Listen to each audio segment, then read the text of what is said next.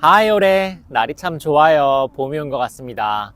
지금 여기 보시면 튤립들이 자라나고 있고요. 저 뒤에는 오리들이 놀고 있는데요.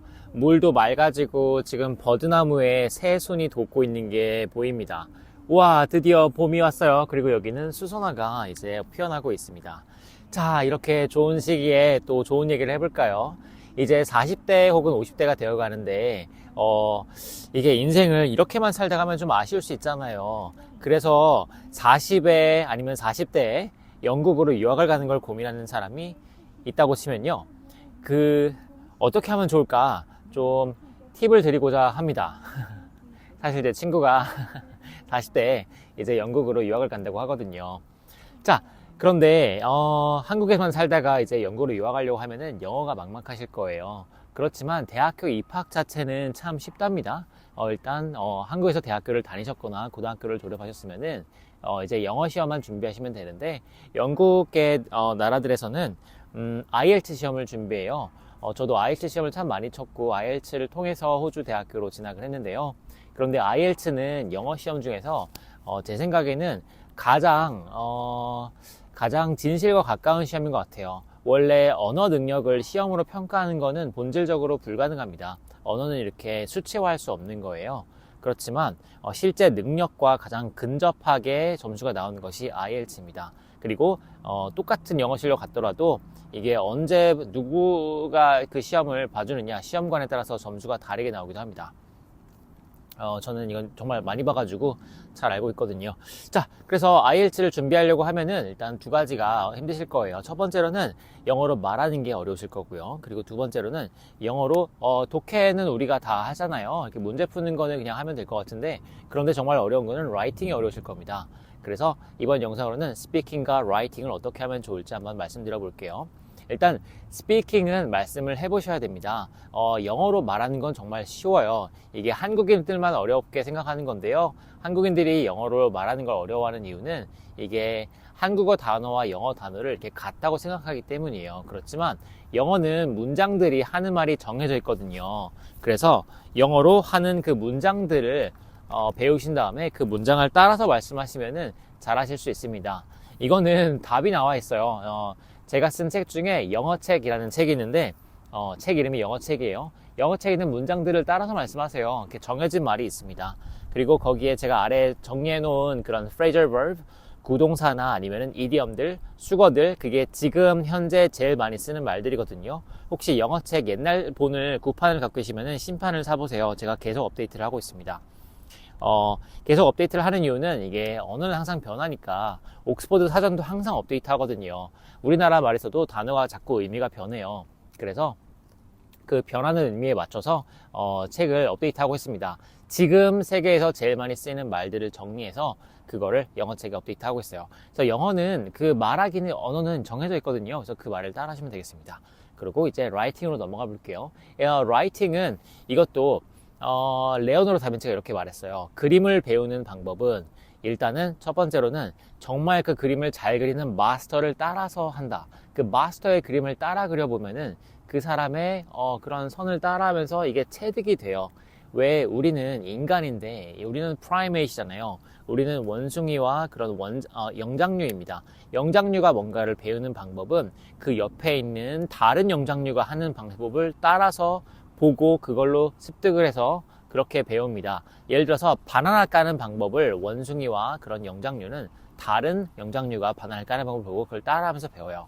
마찬가지입니다. 이게 우리 인간도 이게 배우는 게 이렇게 배우는 건데 글을 잘 쓰려면은 잘 쓴 글을 많이 읽어보시면 돼요. 그리고 그거를 한번 따라서 써보세요. 저도 논술과 글쓰기를 이렇게 좋은 글들을 따라하면서 배웠거든요.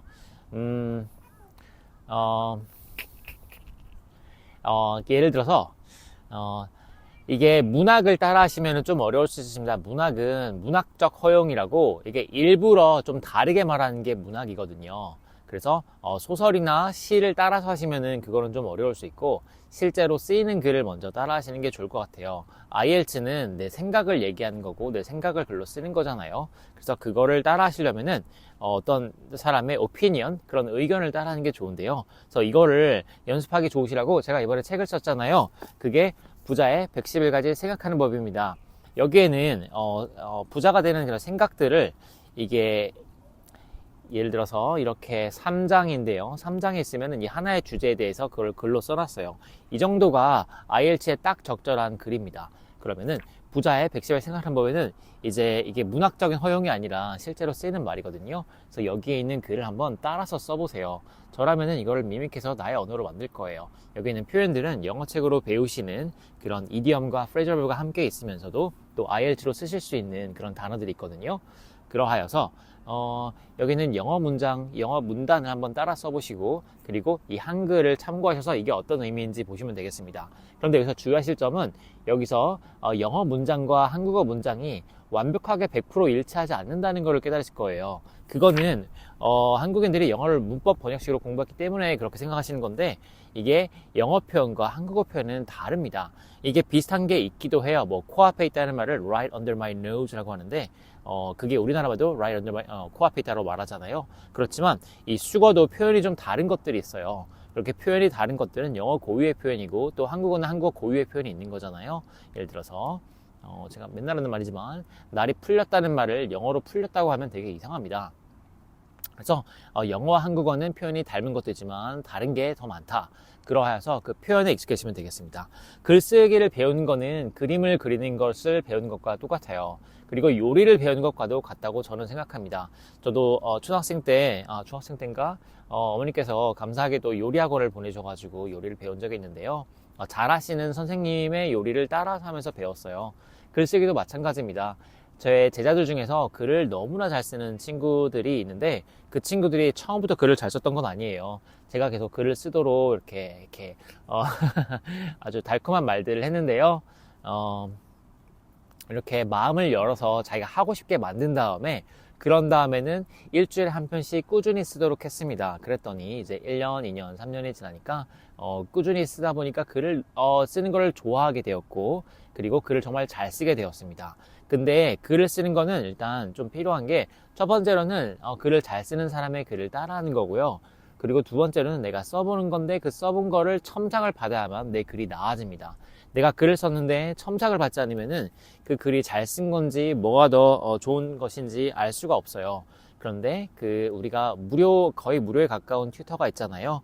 AI를 사용하셔서 챗GPT에게 자기가 틀린 것이 없는지 확인해 보실 수 있습니다.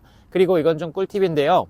Gmail을 쓰신다면은 Gmail에 영어로 쓰시면은 거기서 자동으로 틀린 거를 교정해 줍니다. 문법적인 틀린 것들은 교정을 해줍니다. 그리고 영어만의 표현 방식들이 좀 있는데 문장마다 그런 쓰이는 단어나 그런 형태가 정해져 있거든요. 일반적으로 쓰이는 거. 그래서 그거를 자동으로 Gmail이 조정을 해줍니다. 그게 가장 기본적인 문법이라던가 그런적인 교정이고요. 그런데 여기서 좀 더 나아가셔서 글을 정말 잘 쓰시려면은 그거를 사람에게 교정을 받으셔야 돼요. 이거는 대부분의 선생님이 10년 뒤에는 그 AI에게 대체가 되어서 없어질 거라고 빌 게이츠가 말을 하긴 했지만 AI를 막상 써보시면은 그렇게 똑똑하지 않다는 걸 아시게 됩니다. AI 꽤 멍청해요, 아직은. 그래서 이거를 어떻게 쓰면 더 좋은 글이 될 수 있을 건지 이게 챗GPT한테 물어볼 수도 있지만은 사람에게 배우시는 게 정말 정말 좋습니다. 그리고 글이라는 것은 좀 창의적인 부분이 있는 거라서 이게 일반적으로 자연스럽게 쓰는 말도 있지만은 그런 글로 썼을 때는 좀 왜 시적 허용이 되는 부분이 있어요. 그런데 그 시적 허용을 기계가 이해할 수 있을 것 같지는 않습니다. 기계는 기계적으로 알려줄 뿐이니까요. 그러하여서 첨삭을 잘 해줄 수 있는 그런 작가나 아니면 글을 잘 쓰시는 선생님께 글을 첨삭 받으시면은 정말로 훌륭한 IELTS 점수를 받을 수 있습니다. IELTS는 사람이 이게 점수를 매기는 거라서 그걸 누가 시험을 점수를 매기느냐에 따라서 좀 다르게 나올 수 있으니까 내가 한 번만 해서 좋은 점수가 나올 거라고 하지 마시고 이게 지역이나 이런 거 좀 다녀가시면서 지역을 바꿔가시면서 응시하시는 것도 좋습니다. 제가 호주에서 비자 연장을 위해서 IELTS 시험을 쳤을 때 그 앞에 있는 시험관이 저보다 영어를 못하는 그런 아시아에서 이민을 온 사람이더라고요. 그런 어이없는 경우도 있으니까 여러 번 시도하시는 것도 좋을 것 같습니다. 그리고 IELTS는 그 시험 볼 수 있는 응시는 제한은 없지만 가격이 좀 됩니다. 그래서 너무 이렇게 될 때까지 많이 해보자 그러기보다는 확실하게 준비하셔가지고 하시는 게 좋을 것 같아요. 자, 그러면 저는 IELTS를 잘 봐서 호주의 제일 좋은 대학교에 갔잖아요. 그래서 이런 식으로 배우시면 되겠습니다. 또 더 자세하게 내가 훈련을 받고 싶다, 좀 시간을 아끼고 싶다, 더 정확하게 빨리 가고 싶다 하시면은 저에게 수업 신청을 주시면 됩니다. 제가 밑에 댓글에다가 수업 신청하시는 그 링크를 담아 놓을게요. 그리고 혼자서 하실 거면은 영어 책을 읽으시고, 그리고 부자의 110억을 생각하는 법에 있는 영어 문장을 따라서 써보시면 되겠습니다. 그러면은 40대든 50대든 이렇게 유학을 가셔서 또 새로운 삶을, 아니면 그 배움 그 자체를 즐기시면서 삶을 더 풍요롭고 행복하게, 그리고 부유하게 만드실 수 있겠어요. 참고로 옥스포드는 세계 모든 대학교의 원조인 것 같아요. 옥스포드에서 나온 사람이 케임브리지를 만들고, 케임브리지 나온 사람이 뭐 다른 학교를 만들고, 뭐 하버드를 만들고, 또 하버드에서 나온 사람이 예를 만들고, 이렇게 되었잖아요. 그래서 어떤 그렇게 오리지널에서 배운다는 거는 그것만의 되게 메리트가 있는 것 같습니다.